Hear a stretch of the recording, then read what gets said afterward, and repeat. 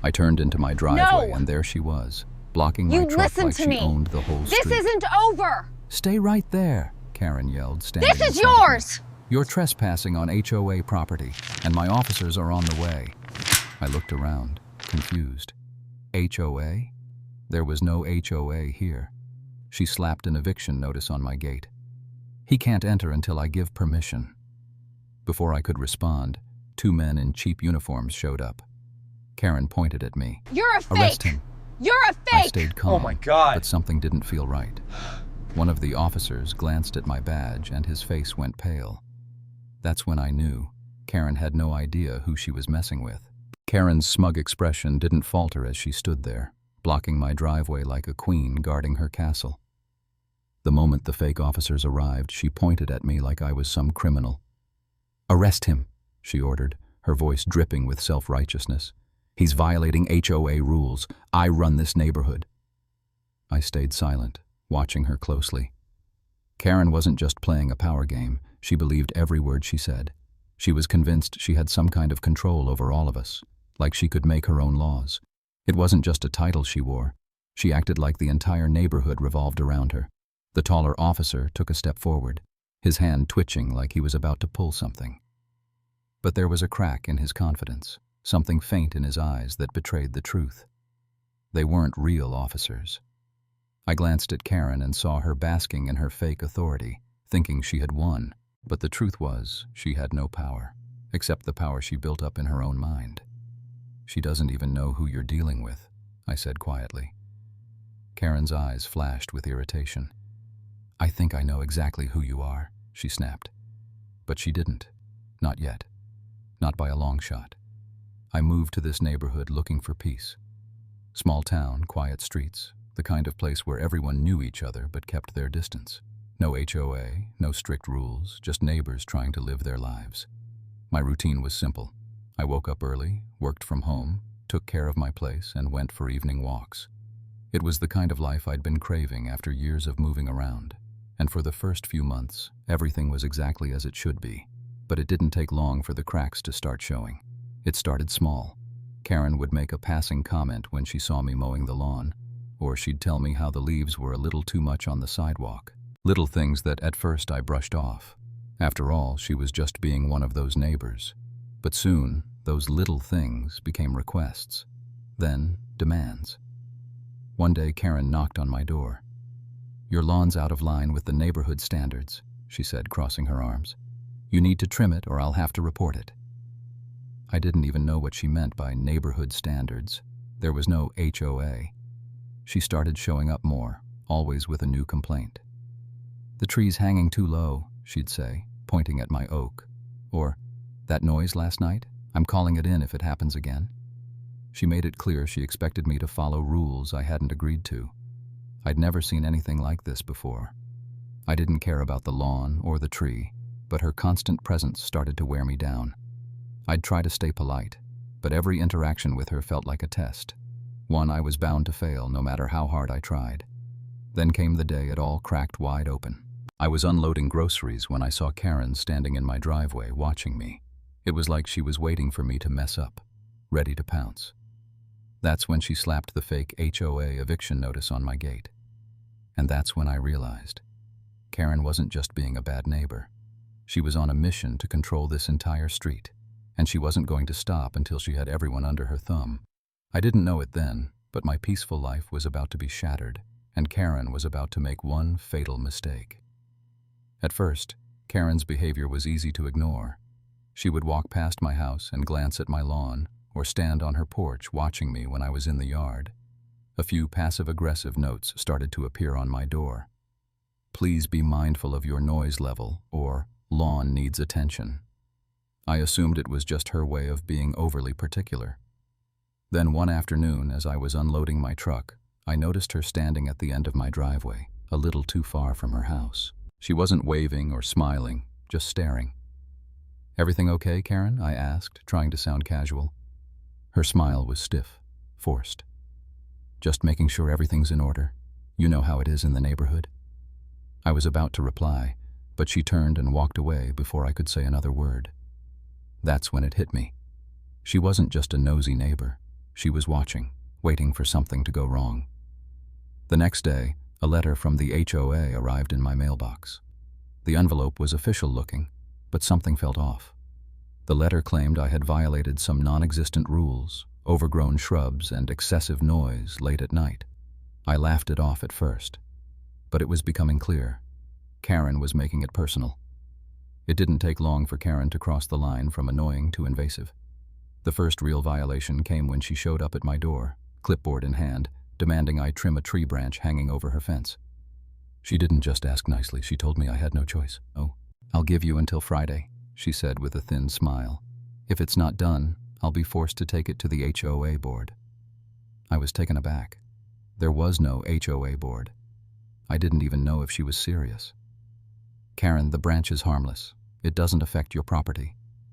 She tilted her head, her smile fading. "I run the HOA. You don't want to push me." Something about the way she said it made me uneasy. She wasn't just being pushy, she was trying to intimidate me. But I ignored it, figuring she was just bluffing. That Friday, I left the branch hanging. But when I came home that evening, I found her standing at the end of my driveway again, a phone in her hand.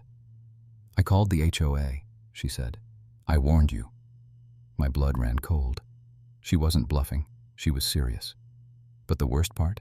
She wasn't doing it because of a branch or any actual rules. She was doing it because she wanted control. The first real sign that things were getting out of hand came one morning when I walked outside to find my truck had been scratched. Deep, ugly marks running along the side like someone had taken a key to it. I froze for a moment, staring at the damage. There was no note, no explanation, just my vehicle marred and the sinking feeling that it was intentional. A few days later, I found a strange mark on my front door, like someone had tried to force it open. It wasn't just a scuff, it was a dent. It hit me. Karen wasn't just sending passive-aggressive notes anymore. She was getting bolder, crossing lines I couldn't ignore. Then it escalated even further. One afternoon, I returned home to find my garden hose had been cut, the ends frayed and useless. The damage was clear. Someone wanted me to feel it, to know they were in control. I tried to shrug it off, but this wasn't just bad luck anymore. It was personal. It was her. Karen had gone from making idle threats to actively causing harm. I was starting to realize that if I didn't do something soon, she wouldn't stop until she had completely worn me down, but I didn't know how far she was willing to take it, until the next step made everything clear. The moment Karen called in the authorities, I knew things had crossed a line. I had just finished mowing my lawn when a sheriff's deputy pulled up to my driveway. I wiped the sweat from my forehead and walked over to him. "Everything all right, officer?" He showed me the complaint, a noise violation supposedly from the night before, but the details didn't match anything I could recall. There hadn't been a party, no loud music, nothing. Just me and a quiet evening at home. "Is this about the noise from last night?" I asked, trying to stay calm. The deputy nodded. "Karen called it in. Said she heard something that sounded like a large gathering. She said it was too loud." I couldn't believe it. Karen had been watching me so closely, waiting for an excuse to involve the authorities. I explained everything to the officer, but Karen was standing nearby, nodding as if she was the expert. She was playing the victim, and I was the accused. It was getting worse. She wasn't just ruining my peace, now she was dragging the law into her power trip. Things hit the breaking point when Karen showed up with two men in cheap black uniforms. They looked like officers, but there was something wrong about them. No radios, no badges, nothing official. She stood in front of me, blocking the driveway again, her hands on her hips. "Arrest him," she ordered, pointing directly at me. "He's been trespassing and breaking HOA rules." I was taken aback for a second, but then the cold realization hit me. She was trying to have me arrested for nothing. "Excuse me, what is this about?" I asked, trying to stay composed. Her smile was a mix of satisfaction and malice. "I run this neighborhood and you've ignored the rules long enough." Before I could respond, one of the men stepped forward and motioned for me to put my hands behind my back. I noticed his hands were shaking. That's when I realized they weren't real officers. I didn't flinch. Instead, I brushed my jacket and let my real badge flash under the sunlight. The man froze. His face drained of color. He took a step back. "Ma'am, we need to leave right now," he whispered to Karen. Karen blinked, confused. "What do you mean? Arrest him." The man looked at me, his voice trembling. His badge outranks mine.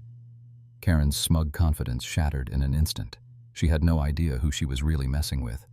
Karen's face twisted with disbelief as the reality of the situation set in.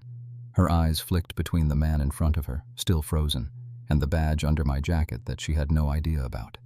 She tried to stand tall, but the air around her seemed to collapse as the truth hit her. "What do you mean his badge outranks yours?" she demanded, her voice wavering. "This is my neighborhood. These are my rules. He's trespassing." But before I could answer, a low hum of engines interrupted the standoff. 4 black SUVs turned the corner, sleek and silent, rolling up in perfect synchronization. No sirens, no flashing lights, just controlled authority. Karen spun around, eyes wide. Who are they?" she stammered. I stood firm, calm as ever. "That," I said quietly, "is what happens when you mess with the wrong person." The SUVs stopped, and the doors opened simultaneously. 4 federal agents stepped out, moving with a precision that sent a chill through the air. Karen's confident stance faltered. She stepped back, her heels clicking nervously on the pavement.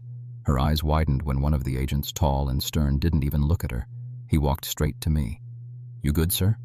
I nodded once, still calm. "Just a misunderstanding." Karen looked from me to the agents, her face flushing with panic as she realized who was truly in charge. The agent turned to me, his voice steady. "Sir, is this true?" I pulled out my real badge from under my jacket, and Karen's face went pale. "This document," the agent said, holding up the eviction notice, "is forged. It's federal paperwork, and forging it is a serious crime." Karen tried to push back, her voice shaking. "I run this neighborhood. These men are enforcing my rules." But the agent wasn't having it. "Ma'am, this is not an HOA. You've been lying to everyone here." The fake officers looked at each other, eyes wide. "We were just hired. She said she had the authority." The agent turned to them. "So you impersonated law enforcement at her request?" The men's faces dropped. "We didn't know it was wrong. She said we were just helping her out." The agent nodded, his gaze never leaving Karen. "You're both complicit. And this," he said, gesturing to the forged document, "is a federal offense." Karen's bravado cracked, but she still didn't understand the gravity of her actions. She was running out of excuses. Karen's panic hit a peak as the agents closed in. "This is my neighborhood," she yelled, her voice cracking. "I make the rules here. Arrest him." The agent didn't flinch. "Ma'am, you're being detained for impersonating law enforcement, forgery, and coercion under false authority." Her defiant stance crumbled. "I didn't mean to. I didn't know," she stammered, looking desperately from one agent to the next. Harold stepped forward, his voice heavy with disappointment. "Karen, you've been threatening all of us. You've pushed us around for weeks. The Millers, the Garcias, everyone's had enough." Karen's eyes darted around, her pride slipping away. No, I was just trying to keep order. I thought I was helping." The agent shook his head. "You were forcing people under false pretenses. That's not helping." The agents moved in, and Karen's last desperate attempts to explain fell on deaf ears. Her hands were cuffed, and she was led toward the SUVs, still trying to twist away, but there was no escape. As they drove her away, the weight of the neighborhood's freedom settled in. Finally, Karen was no longer in charge. The street felt different after Karen was taken away. It was as if a heavy fog had been lifted, and the neighborhood could finally breathe again. Neighbors who had been watching from their windows started stepping outside, cautiously at first, then with more confidence. Some nodded to me in silent acknowledgement, while others gathered in small groups, whispering about what had just happened. I walked back toward my house, feeling the weight of the past few weeks lift from my shoulders, the constant tension, the unease every time I stepped outside. It was all gone. I didn't realize how much it had been eating at me until I felt the peace returning. Harold, who had been standing off to the side, walked up beside me. "Son, I knew you were calm, but I never knew why. I never thought you'd be the one to bring this all down." I gave him a small smile. "Sometimes, it's better if people don't know." We stood there for a moment, watching the street slowly come back to life.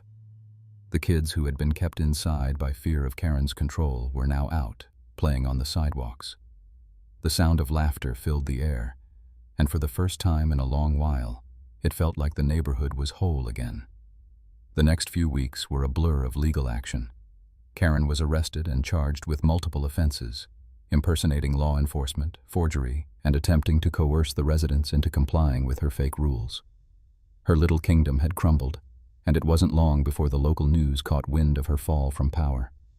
The fake officers were quickly identified, and both were facing charges of their own. They had been hired by Karen under the false pretense of maintaining some non-existent HOA, and they were caught in her web of lies.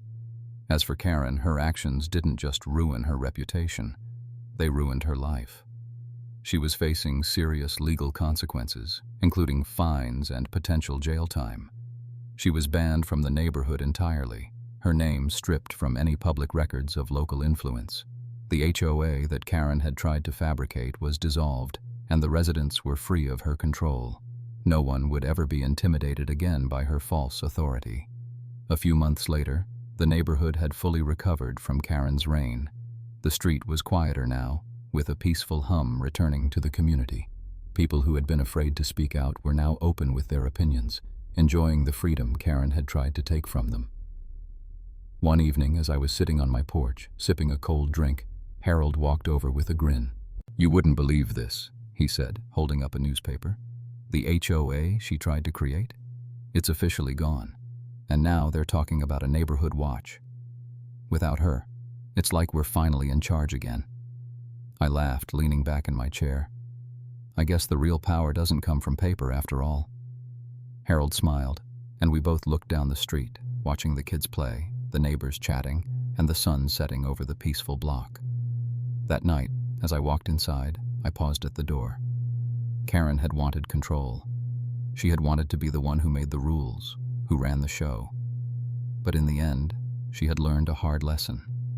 Real power wasn't about pretending to be someone you're not. It was about protecting the people who needed it and standing up when it mattered most. I stepped inside, locking the door behind me, and whispered to myself, just loud enough to hear, "This is my land. No one takes that from me." The peace that followed wasn't just for me, it was for all of us. And as the night grew quiet, I knew we had taken our neighborhood back.